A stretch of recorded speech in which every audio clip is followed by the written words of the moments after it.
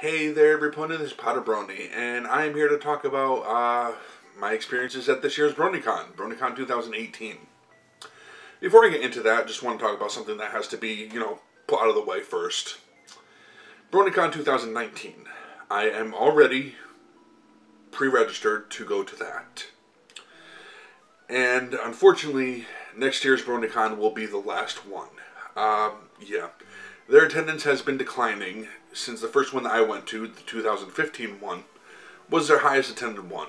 It really much peaked 2015, top one at 10,011 attendees. The next year was lower, next year was lower, and this year was almost half what it was 3 years ago. Yeah, 2015. It is disappointing, unfortunately. It is, but it's understandable. I understand. But, post-con depression hit really hard this year because it came with the news that, hey, this is it. And unfortunately, that being the case, there are no more Brony conventions near me, close enough to me, to justify me being able to go there before I start having to take a plane. And that's when things get really expensive, So, it's one thing taking a train like I did this year. $60-something each way for a train ticket is nothing. But, yeah, like I said, unfortunately, attendance has been dwindling and dwindling and dwindling, and it's just, they had said, if it starts getting much lower, if trends continue this way, then they'll have to, change up venues or change up stuff with it, and it won't be the BronyCon that it grew to be, that it is now. So, rather than let it change into something unrecognizable, they're just going to leave the party early, It's, sometimes it's best to just leave before you overstay your welcome. And unfortunately, if the numbers are any indication, it's already happening. Not to me and not to thousands of other people, but it's a shame. This BronyCon is the Brony convention, Not saying anything against any of the other conventions, because they're all, from what I hear, amazing. But this one, you think of a Brony convention, BronyCon comes to mind. That's the name that comes to mind. Galacon, BabsCon, Ciderfest, all that stuff, I'm sure is fantastic. It's too far away for me to go. I can't justify going to Germany or going across the country. I don't have that kind of money, you know what I mean? But hopefully next year, folks, this is me putting my plea out there. Spread this message as far and wide as you can. Go to next year's BronyCon.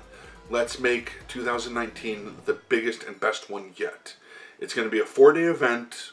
They're going from Thursday to Sunday, as opposed to Friday to Sunday. So 4 full days of BronyCon. Now, granted, 4 days may be a lot because after the 3rd day, you're already feeling it. I've heard that said. And yeah, that's true. But, I'll put my discomfort aside and enjoy the 4 days. Yeah, I'm just feeling a little weird now, because now unless there was one close enough to me to justify going, I just don't see myself going to another Brony convention after next year. So, bittersweet. Hopefully it'll be fantastic and memorable and fun, and I'll see a lot of people. Unfortunately, there's so much more that I would have loved to have done and meet and see people and all that. Unless they pull out all the stops, yeah, it's hard to say. It's like I have one particular goal in mind, was to, hang on a minute, I have it right over here. Alright, so, this is something that I bought, Andy Price official artwork, official limited edition print. This is 1 out of 100, or particularly 11 out of 100. This is the Royals print. Now, as you can see now, signed by Tabitha St. Germain. I wanted to get all 4 Princess voice actresses to sign this. So, unless they have Tara Strong, Nicole Oliver, and Britt McKillop at the next convention, I don't think I'm going to be meeting my goal.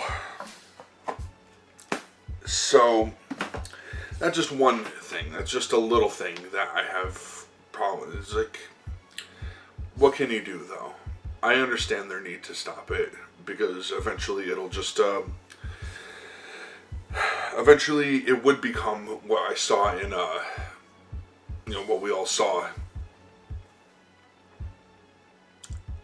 in Anthology 6, where it said, like, BronyCon 3017, just dead, nobody there. I don't think it would go for 1,000 years, but, you know, that's the joke. If it goes on too long, eventually it's just gonna die. And these things aren't cheap to put on, and they rely on a lot of people attending to be able to remain solvent and stay in the black, so to speak. So I get it. It's disappointing, but I get it. So hopefully, like I said, let's make next year bigger than 2015's. Let's get more than 10,000 people there. Even if it's 10,012 people, I'll consider that a success. Alright. Now, moving on to my experiences, now that I got that somber stuff out of the way. Moving on to my experiences at BronyCon. Over the past few years, I've had a lot of fun there. It's been a lot of fun. Especially for a guy who doesn't like a lot of, like, crowds and stuff. You kind of forget that. Because people there are so cool, people are friendly. You gotta love the Brony community.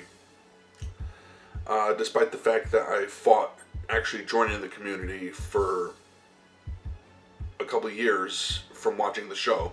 Started watching the show back in between season 1 and 2. Season 2 was just starting or something. Somewhere around that time. And, you know, saw what some Brony fans were putting out there. And it's like, yeah, when when ponies become the most Rule 34 stuff out there, is that the proper use of that phrase? When there's more pony porn than other fandoms, other stuff, is like, yeah, I like the show, but I don't want to associate with these people, was kind of my mentality. But then I started this channel because I decided, you know, I want to associate with, I want to, because I see the good part of it as well. And that's what I want to focus on. So, yeah, I can ignore the people walking around with body pillows of characters and provocative poses. Even though it kind of, I don't like seeing that, but that's what happens at a con. And focus on the good stuff. So went there and managed to get there for the biggest year yet. So yeah, I've been having fun these past few years, going to BronyCon, seeing people, meeting people, people recognizing me. That's always cool. Which is, you know, some of the coolest stuff that happened was this year, despite how small the convention was. People like the Space Pony and the Scooter Tricks guys actually coming up to me and thanking me for reacting to their videos. And I'm just standing like, dude, no, thank you for making this stuff. I am fully aware of what I do. I just sit here and watch internet videos. Maybe make a PMV or a funny little thing every now and then. I might say something funny. I know that some people enjoy my videos, and hey, great, I'm happy that I can bring at least some entertainment to somebody. But let's face it, I'm self-aware enough to know that, yeah, what I do isn't that freaking hard. It doesn't take the kind of talent that these people have. So for them to come up to me and say thanks for reacting, yeah, it means a lot. It really does. So stuff like that. Also, you know, just various people saying, hey, PotterBrony's, like the first person who said that at this convention was actually Johnny Fireflame. So that was cool. Just like seeing other reactors, people in my community, really cool to see.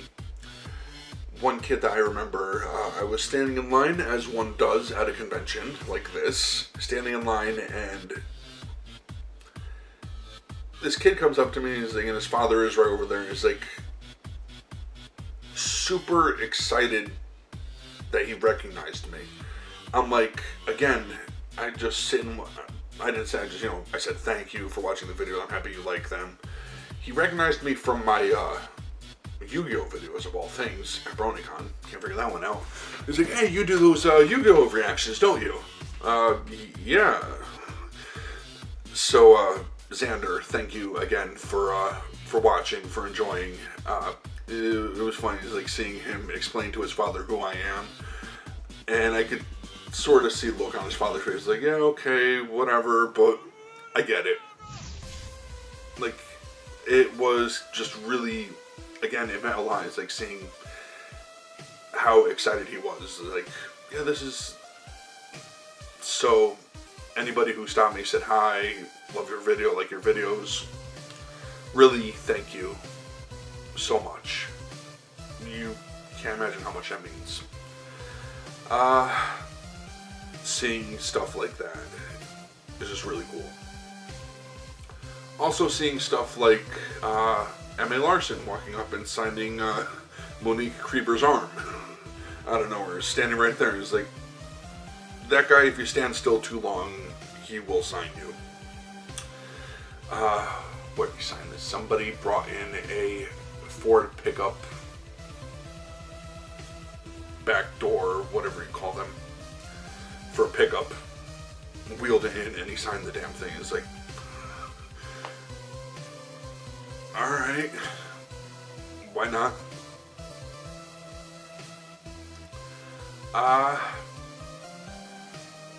Yeah, so, again, a lot of fun, seeing a lot of cool stuff, really enjoyable. If you were one of the people that came up to me, said hi, that you liked my videos, thanked me for making them, tell me how much you enjoyed them, that's one of the reasons I go to this thing, is like, not for the recognition, but it just kind of makes me feel better that I put out something that people enjoy. Despite, again, I have to remind myself, don't get your head too high up there. It's like, don't get your head too overinflated, man. You just watch internet videos online. Well, not just internet videos, but you just watch videos on the internet. Yeah, that's what I meant. So yeah. A lot of cool stuff. There's like too much to talk about, too much to see. One other thing just wanted to say is, like, speaking of M.A. Larson, seeing panels and winning in autograph lines, that's one of the reasons I go there. But going to the M.A. Larson panel, where he read a script of an episode that was never made. And it was reworked, and the basic story was turned into Rarity Investigates, except without the whole noir stuff. So they added that element to it, but essentially it was Rarity Investigates, and there were a lot of cool intro, but yeah, that was just enjoyable as hell. I'm sure that there's video of it online. If I can find it, I'll put a link in the description at some point. But yeah, they usually film all these panels and post them up on YouTube. But then again, that one, Larson had mentioned that he hopes that Hasbro doesn't come after him, and he hopes that his NDA is no longer valid.